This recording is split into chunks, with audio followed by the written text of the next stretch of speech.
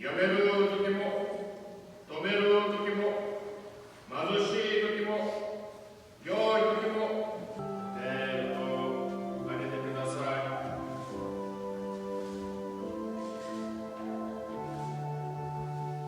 You may now kiss the bride.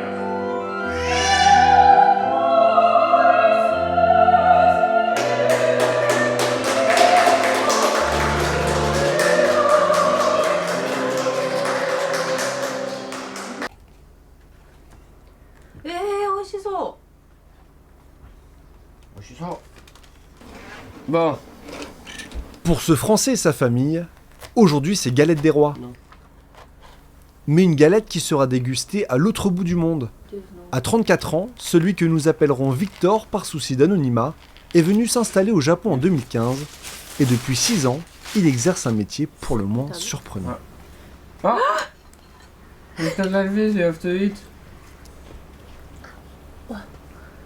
これ何？ Jour de mariage aujourd'hui? Et ouais, le grand jour. Le 4e grand jour du mois.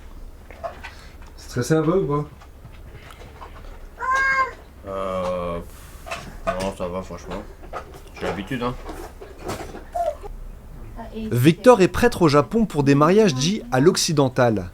Et aujourd'hui, comme presque tous les week-ends, il va célébrer l'union de Japonais dans la tradition du mariage catholique. Attention Pénaro, attention! Oh là là, pas d'espace, merde. Kylian! Oui, oui, oui, oui! Putain! Oh putain! Oh, oh! C'est dépassé! Il passe! Il passe! Oh putain! Pourtant, Victor n'a pas tout à fait le profil type du prêtre.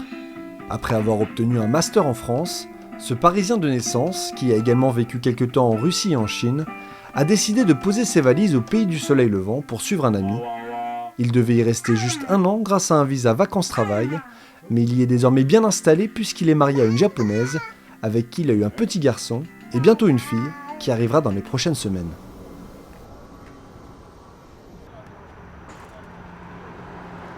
Comment est-ce que tu es devenu prêtre ici au Japon?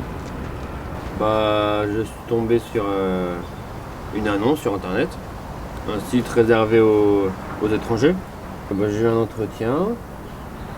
Bah, il te donne une fiche où tu dois dire de quelle religion tu es, quelle branche du catholicisme, pourquoi tu veux faire ça. Un peu un interview comme pour n'importe quel job en fait.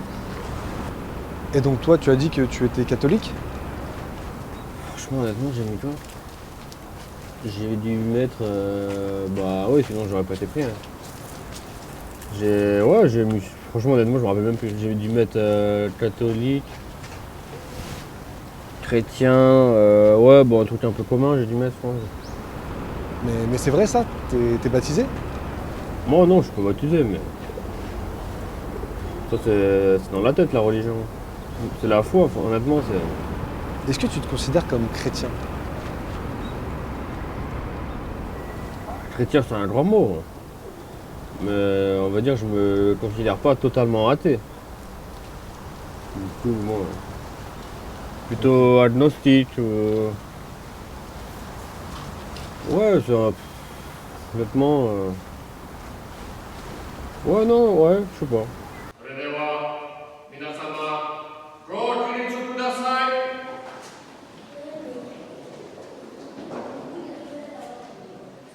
新婦のご入場です。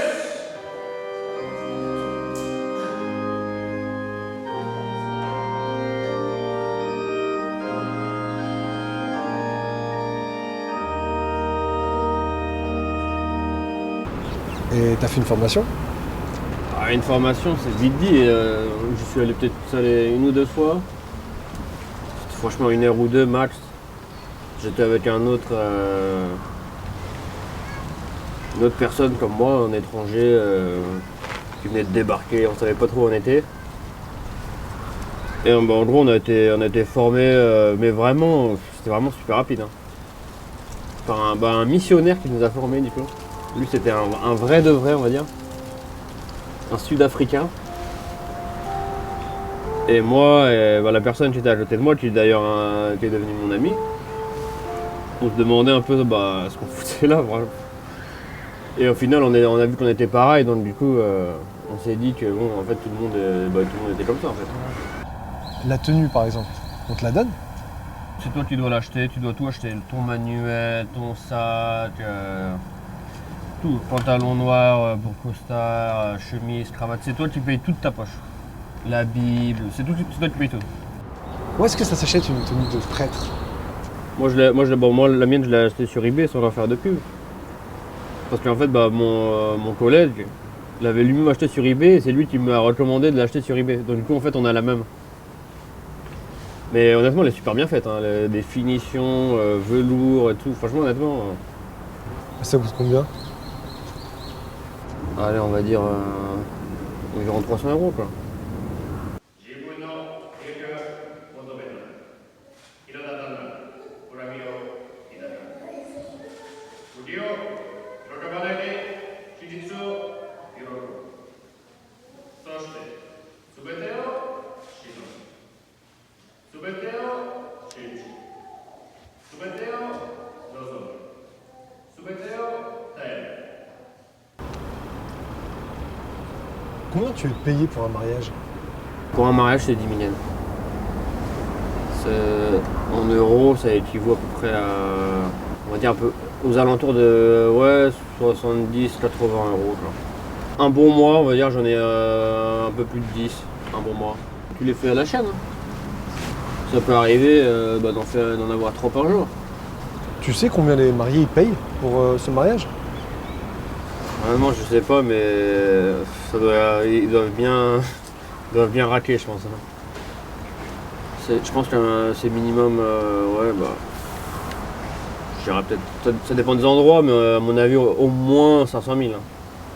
C'est au moins 4 000 €, c'est pas possible que ce soit moins. Entre 4 et 10 000 € je pense environ. Et toi, tu te sens coupable un peu de faire ça? Honnêtement, non. Hein. Franchement, non. C'est vrai qu'au début, quand j'avais commencé, ça faisait un peu bizarre. Je me disais, ouais, voilà, qu'est-ce que je suis en train de faire ici? Et au final, en fait, c'est comme tout. Hein. Franchement, tu prends l'habitude, c'est un boulot. Et après, il faut savoir qu'au Japon, c'est pas comme en Europe. Ils n'ont pas du tout une image du sacré comme nous. Pour eux, en fait, c'est comme s'ils allaient à Disney. Hein. Ils veulent juste, en gros, un étranger qui fait qui fait la cérémonie. En vrai, ils veulent un blanc. Ça fait bien pour les photos, comme ça, après ils sont contents. Voilà, c'est un peu comme à Hollywood pour eux, ils sont contents.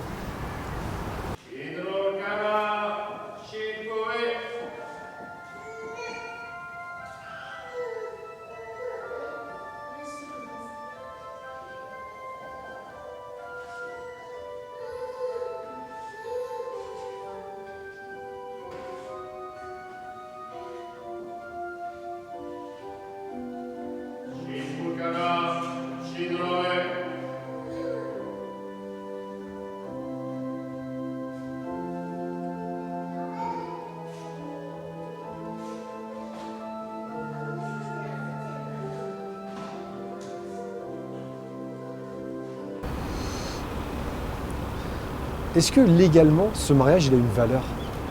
Alors, non. S'ils veulent se marier, il faut qu'ils aillent à la mairie, hein. C'est pas plus compliqué que ça. Et légalement, non, ils ont un beau papier signé par moi. Ils peuvent le mettre sur leur cheminée s'ils veulent. Mais non, ça n'a pas plus de valeur que ça. Si ce n'est une valeur sentimentale, bien sûr.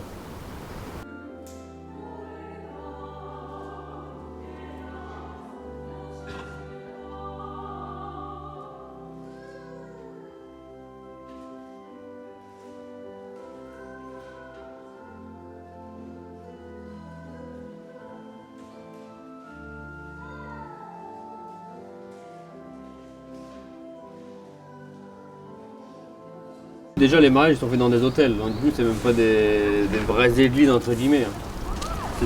C'est toujours des chapelles qui sont dans des hôtels. Mais du coup c'est que du business en fait. Dans ces 6 années, combien de mariages t'as fait? Et j'en avais compté, on va dire un peu moins de 200.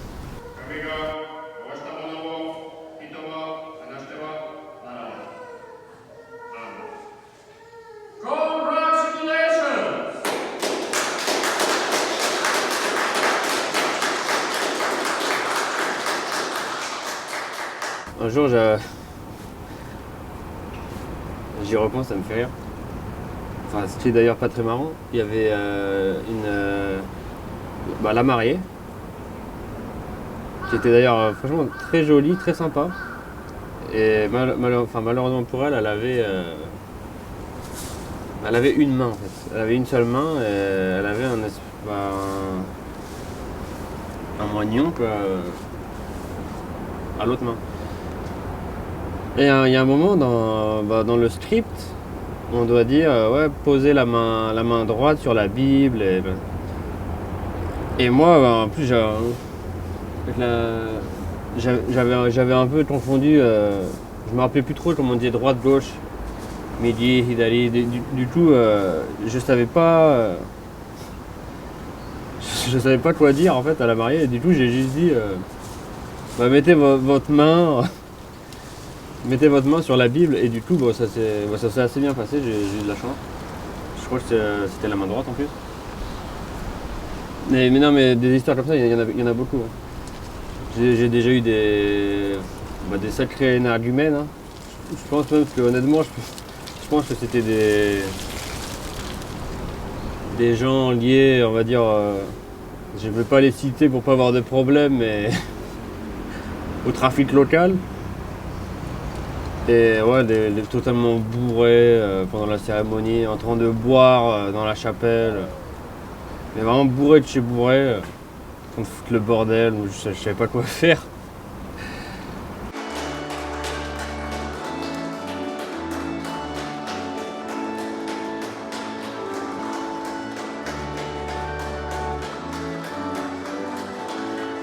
Un autre mariage dont je me souviens, encore une anecdote pour le coup. La mariée était habillée d'une façon honnêtement super, on va dire provocante. Une robe mais totalement transparente. Honnêtement, je peux pas imaginer quelqu'un se marier dans une tenue pareille en fait. Et ça c'était un mariage un peu étrange. Ouais. Elle était en face de moi. Honnêtement, elle aurait pu être, j'allais dire, crûment à poil. Honnêtement, ça aurait été la même chose. Et moi, je suis content parce que j'ai réussi à garder mon sang-froid, j'ai réussi à bien le faire. Et surtout que cette femme, le père à la base, enfin, qui était devenu la mère, donc qui était, je sais pas le terme précis pour ça, je pense qu'on dit transsexuel ou transgenre. Était là et du coup pour mes assistantes, même elles ne savaient pas comment s'adresser à cette personne en fait. Tu vois, ça rajoutait on va dire du comique à la situation.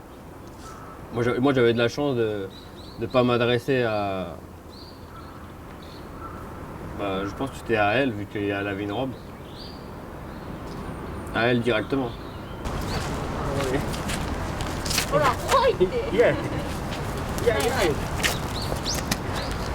Et les border collies.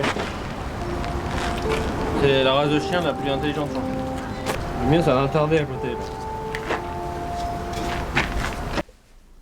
Être prêtre n'est pas l'activité principale de Victor ici au Japon. Le reste du temps, il occupe un métier plus courant puisqu'il enseigne l'anglais à des enfants japonais, une activité très répandue pour les expatriés anglophones ici, qu'il a commencé à exercer dès son arrivée, il y a 8 ans. Le métier lui, moi j'adore. J'avais pas trop le choix en vrai, vu que je parle pas super bien japonais. C'était soit ça, soit l'usine, tu vois. Uber Eats. On préfère prof d'anglais, déjà c'est mieux payé, c'est On va dire c'est plus valorisant, c'est moins fatigant, c'est vraiment le bon compromis, on va dire.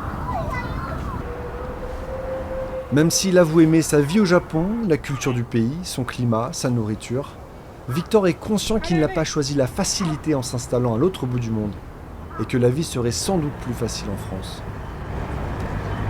T'es obligé en fait d'avoir un taf en plus, quoi.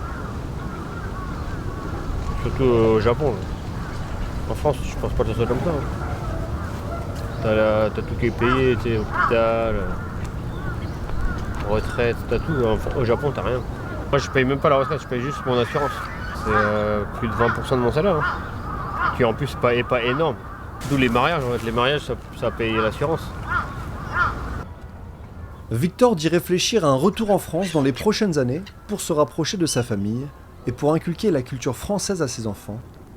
Il continuera d'ici là à vivre cette vie originale, faite de surprises et d'histoires à raconter. Oh la vache.